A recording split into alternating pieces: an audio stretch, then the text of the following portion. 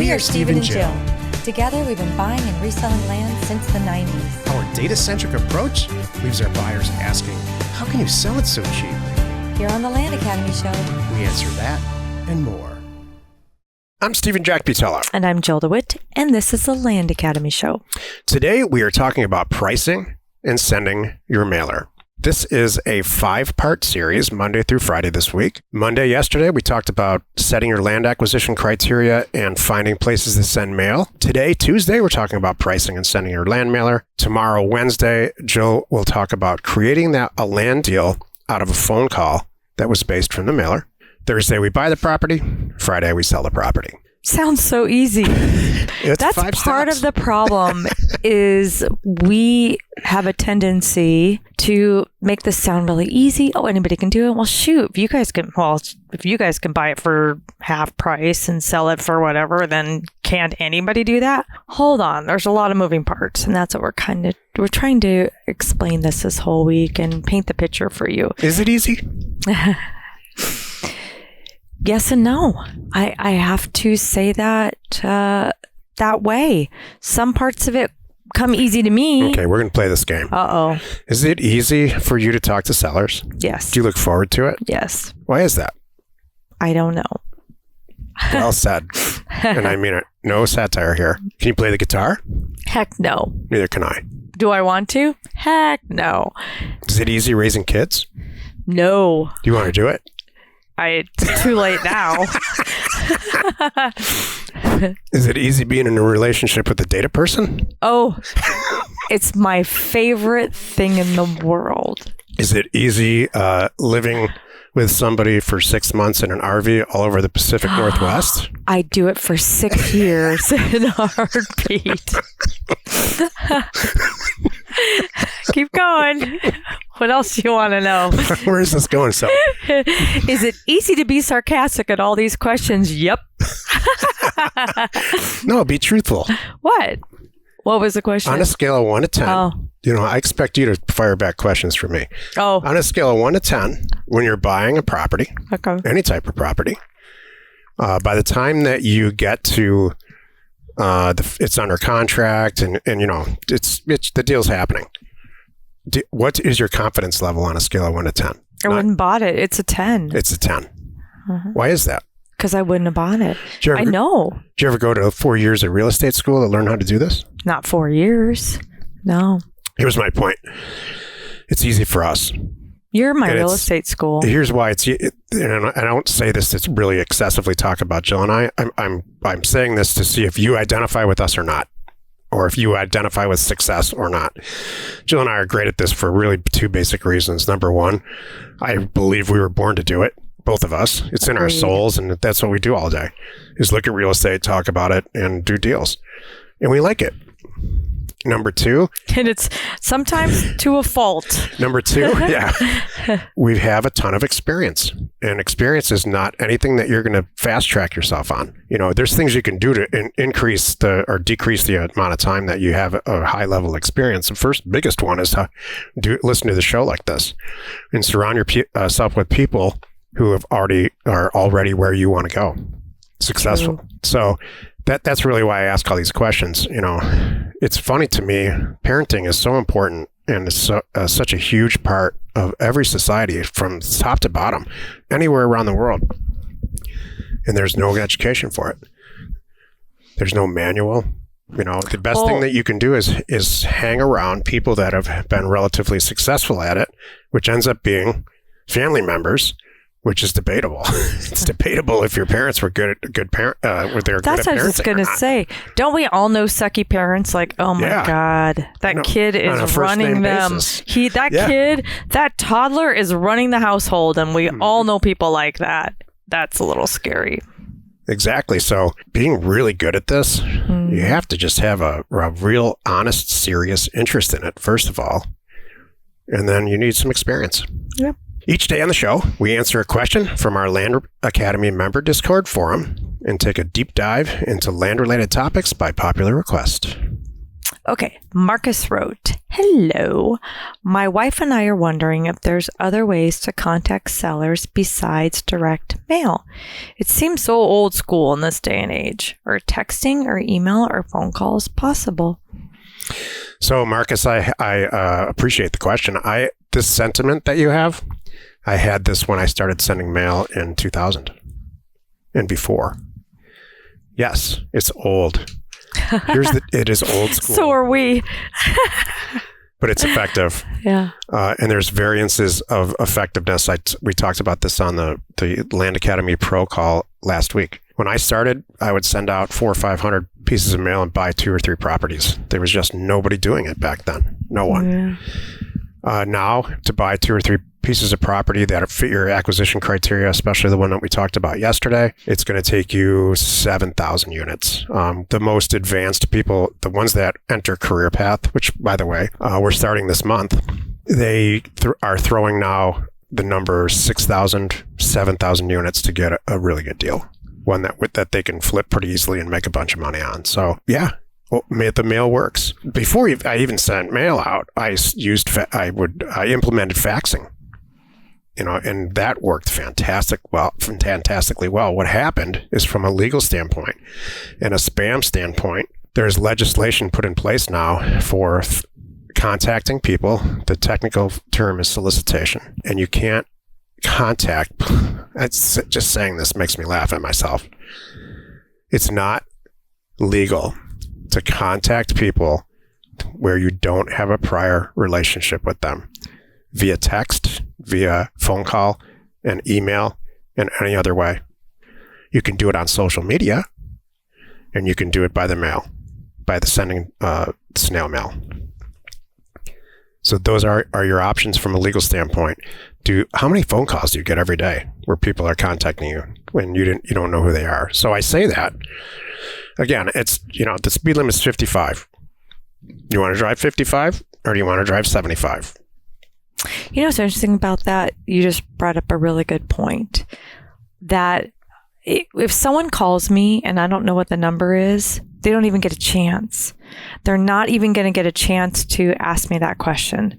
Versus if it's in my mail, I'm going to open it. They get a chance. No, I'm serious. Oh, you mean in the post office? Yeah, if they mail me a letter, I will open it. So they stand a chance of getting something in front of me. They're getting an offer in front of me. But if an unrecognizable phone number pops in, they're not even getting the chance. I don't care how great the email is or the voicemail. I'm famous for not even listening to the voicemails. I'm like, I don't know who that is. I don't know what the number is. I'm not even going to waste my time. We're all sickened by all this. Yeah. So they don't get a chance. At least you get a chance to make an offer and get in front of that person. Here's what I think you're really asking, and here's what I know works for facts. Decades of doing this. If you send somebody an offer for their land and it's priced relatively correctly, which we'll talk about today in a few minutes, you are going to either spark their interest or disgust them in general. And it's usually about 70% are disgusted, 30% are interested. A very small percentage of that 30% are going to respond to your mailer.